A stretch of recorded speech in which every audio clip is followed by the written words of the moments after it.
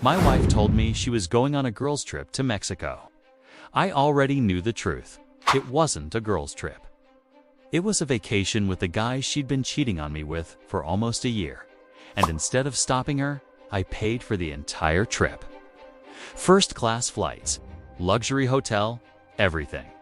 Because what she didn't know is that while she was busy betraying me on a beach, the FBI was about to raid our house, and I needed her far away. When they discovered who had really been stealing money from my company, my name is Michael.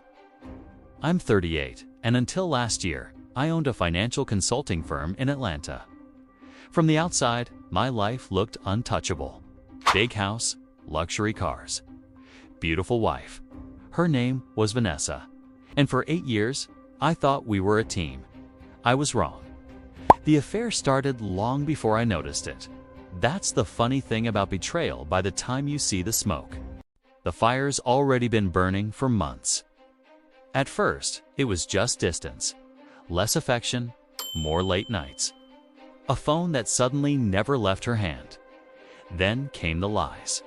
Tiny ones. The kind people think are harmless. I'm having dinner with friends. My battery died. I fell asleep early, but lies leave patterns. And patterns tell stories. One night, she left her Apple Watch charging in the kitchen while she showered upstairs. A message came through. Can't wait for Mexico. My stomach dropped instantly. I checked the thread. Photos, hotel bookings, flights, and one message that changed everything. He still has no idea. I remember staring at those words for almost a full minute. Not angry, not yet, just cold. But then something else caught my attention. Bank transfers, large ones. At first, I thought it was unrelated.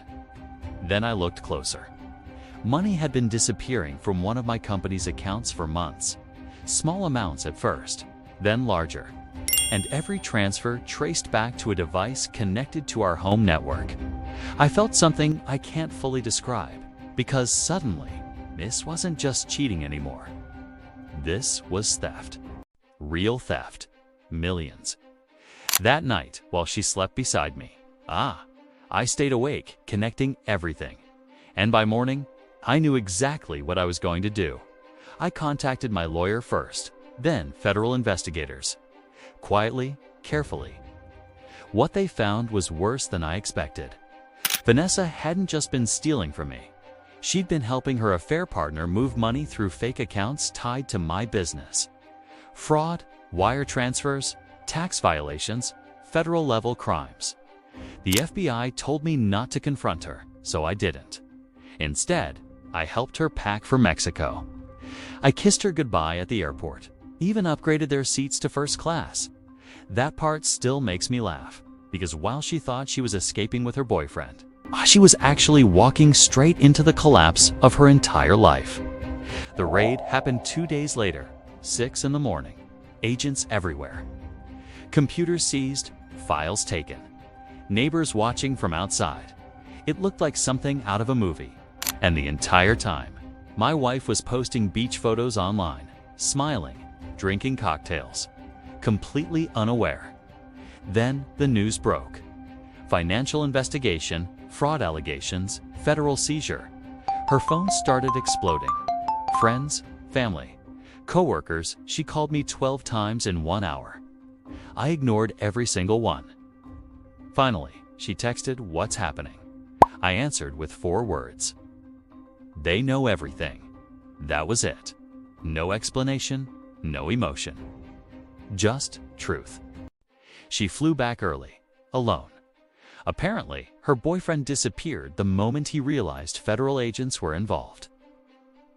Funny how fast love dies when prison enters the conversation. When she walked into the house, she looked terrified. Not guilty, terrified. "Michael, please," she said immediately. "I can explain." I stared at her calmly. "No," I said quietly. "You can confess." That word hit her hard. Confess. Because now she understood. I didn't just know about the affair. I knew about all of it. The money, the lies, the betrayal, everything.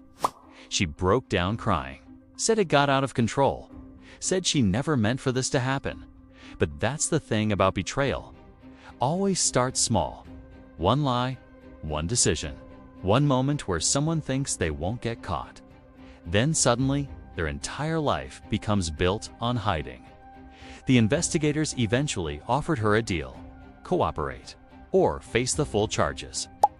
And the moment survival became more important than loyalty. She gave up everyone, including the man she cheated on me with. In the end, he was arrested too, and me. People always ask if I felt revenge. Honestly, no, because revenge is emotional. This wasn't emotional anymore. It was just consequences. The last conversation we ever had happened 6 months later. She looked exhausted, smaller somehow, like guilt had physically changed her. And before leaving, she asked me one question: "When did you stop loving me?" I looked at her for a long time before answering. "The moment you smiled in photos. Paid for with money you stole from me." She started crying again, but this time I felt nothing. Because sometimes betrayal doesn't break your heart. Sometimes it kills every feeling attached to it. And once that happens, there's nothing left to save.